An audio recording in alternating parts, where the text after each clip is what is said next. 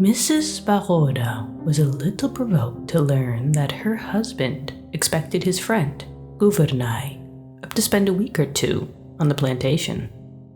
They had entertained a good deal during the winter.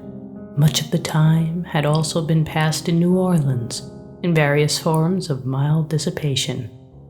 She was looking forward to a period of unbroken rest now, an undisturbed tête-à-tête with her husband, when he informed her that Gouvernail was coming up to stay a week or two. This was a man she had heard much of but never seen. He had been her husband's college friend, was now a journalist, and no sense a society man or a man about town, which were, perhaps, some of the reasons she had never met him. But she had unconsciously formed an image of him in her mind. She pictured him tall, slim, cynical, with eyeglasses and his hands in his pockets, and she did not like him. Gouvernail was slim enough, but he wasn't very tall nor very cynical. Neither did he wear eyeglasses nor carry his hands in his pockets, and she'd rather like him when he first presented himself. But why she liked him, she could not explain satisfactorily to herself when she partly attempted to do so. She could discover in him none of those brilliant and promising traits which Gaston, her husband, had often assured her that he possessed. On the contrary, he sat rather mute and receptive before her chatty eagerness to make him feel at home and in face of Gaston's frank and wordy hospitality. His manner was as courteous toward her as the most exacting woman could require, but he made no direct appeal to her approval or even esteem. Once settled at the plantation, he seemed to like to sit upon the wide portico in the shade of one of the big Corinthian pillars, smoking his cigar lazily and listening attentively to Gaston's experience as a sugar planter.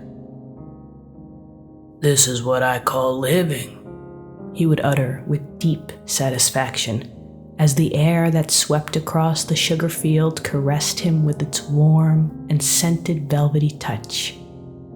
It pleased him also to get on familiar terms with the big dogs that came about him, rubbing themselves socially against his legs. He did not care to fish and displayed no eagerness to go out and kill gros-becs when Gaston proposed doing so. Gouvernail's personality puzzled Mrs. Baroda, but she liked him. Indeed, he was a lovable, inoffensive fellow. After a few days, when she could understand him no better than at first, she gave over being puzzled and remained piqued. In this mood, she left her husband and her guest, for the most part, alone together. Then, finding that Gouvernail took no manner of exception to her action, she imposed her society upon him, accompanying him in his idle strolls to the mill and walks along the bateau. She persistently sought to penetrate the reserve in which he had unconsciously enveloped himself. "When is he going, your friend?" she one day asked her husband. "For my part, he tires me frightfully." "Not for a week yet, dear. I can't understand. He gives you no trouble." "No, I should like him better if he did, if he were more like others, and I had to plan somewhat for his comfort and enjoyment." Gaston took his wife's pretty face between his hands and looked tenderly and laughingly into her troubled eyes. They were making a bit of toilet sociably together in Mrs. Baroda's dressing room. "You are full of surprises, ma belle," he said to her. "Even I can never count upon how you are going to act under given conditions." He kissed her and turned to fasten his cravat before the mirror. "Here you are," he went on.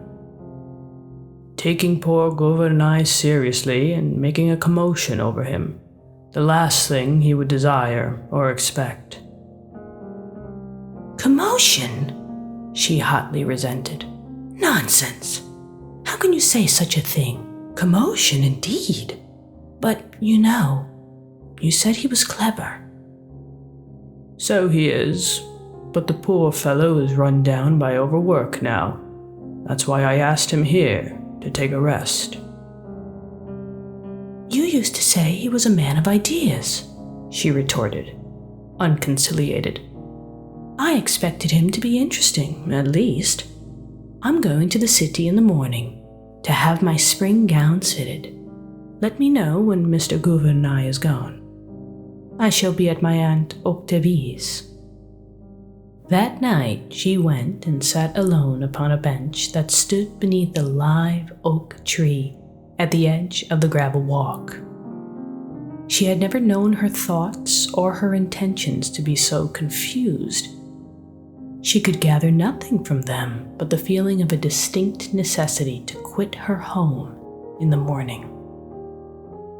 Mrs. Baroda heard footsteps crunching the gravel, but could discern in the darkness only the approaching red point of a lighted cigar.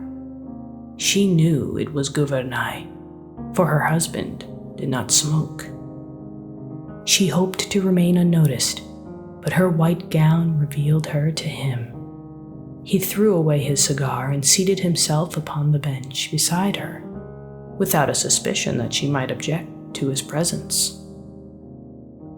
Your husband told me to bring this to you, Mrs. Baroda, he said, handing her a filmy white scarf with which she sometimes enveloped her head and shoulders. She accepted the scarf from him with a murmur of thanks and let it lie in her lap. He made some commonplace observation upon the baneful effect of the night air at the season. Then, as his gaze reached out into the darkness, he murmured, half to himself, Night of south wind, night of the large few stars, still, nodding night. She made no reply to this apostrophe to the night, which, indeed, was not addressed to her. Gouvernail was in no sense a diffident man, for he was not a self-conscious one. His periods of reserve were not constitutional, but the results of moods. Sitting there beside Mrs. Baroda, his silence melted for the time. He walked freely and intimately in a low, hesitating drawl that was not unpleasant to hear. He talked of the old college days when he and Gaston had been a good deal to each other, of the days of keen and blind ambitions and large intentions. Now there was left with him, at least, a philosophic acquiescence to the existing order, only a desire to be permitted to exist, with now and then a little whiff of genuine life, such as he was breathing now. Her mind only vaguely grasped what he was saying.